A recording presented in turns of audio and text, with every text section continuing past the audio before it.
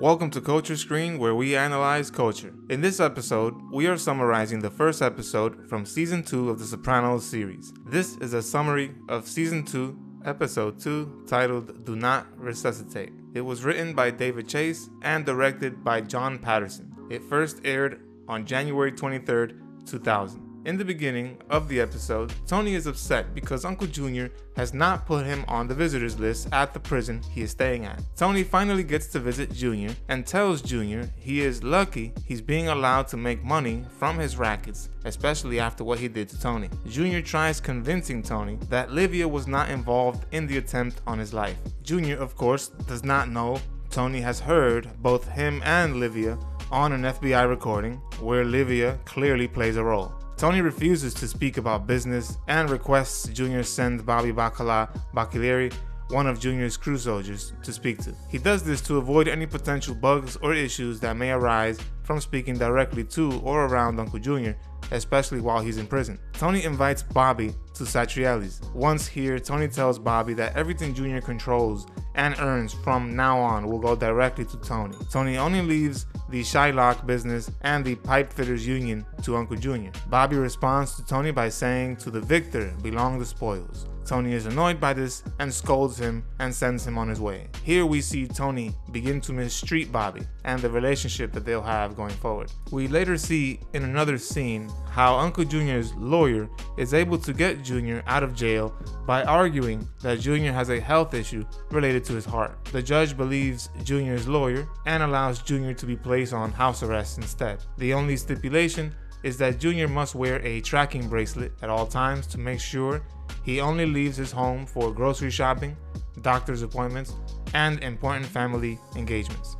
Junior's lawyer tries to fight the ankle bracelet as well, but the judge insists and Junior is released on house arrest with an ankle monitor. When Tony learns from Junior that Fred Capuano, the owner of Green Grove Retirement Community, has been spreading rumors about Tony wanting to kill his own mother, this leads Tony to enact a hit on Fred. This is confirmed when a state trooper finds Fred's abandoned Cadillac off the road. The viewer is led to believe Fred is dead. After Salvatore has back surgery, FBI agent Skip Lipari drives him home. Here we learn that Salvatore has actually been working with the FBI since 1998. Since the DiMeo crew took out Jimmy Altieri, Skip pushes Salvatore to get actual damaging intel on Tony and his illegal activity. It is clear that Salvatore is playing both sides of the fence and he is not giving up crucial information on Tony. Remember, I am summarizing the entire series, so subscribe and click on the notification bell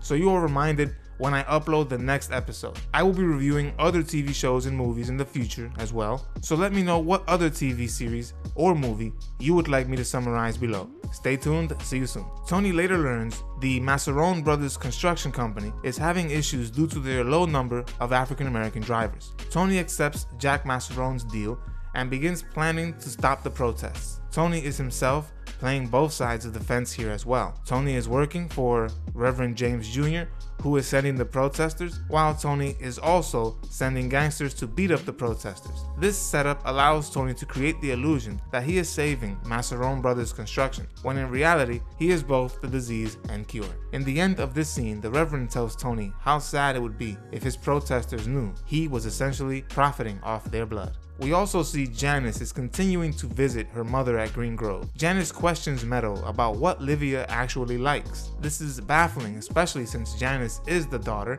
and should by definition know more about Livia than Meadow, her grandchild. This just goes to show how little connection there is between Livia and her own children. Janice then uses the information and plays music for Livia. This of course makes Livia a bit emotional. In one instance, Livia chokes and a nurse rushes to attend her. This prompts the nurse to ask Janice about whether or not their family has thought about completing a Do Not Resuscitate form just in case Livia were to fall into a coma. When Janice brings this up to Tony, Tony agrees to let Janice do what she thinks is best. Tony also adds that Janice can even live in the house if she is taking on the responsibility of taking care of Livia. Once Livia finds out about the DNR, she is shocked that her own daughter would proceed with a DNR. Once Livia heads to her room, she calls Carmela to tell her about what Janice is planning to do. Carmela knows Livia and Junior were also responsible for the attempt on Tony's life. Carmela quickly ends the conversation and tells Livia not to call their home anymore. Livia is not able to warn Carmela about Janice. The next day, Uncle Junior falls in his bathtub and he believes he is severely hurt. Bobby Bacala calls Tony. Tony rushes over to Junior's house and literally carries Junior out like a child and takes Junior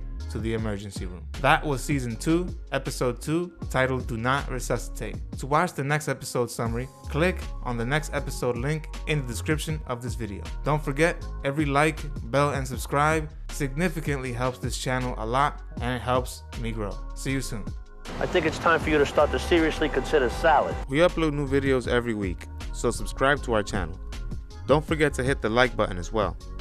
Click the notification bell to be notified of when we upload these videos. See you on the next episode of Culture Stream.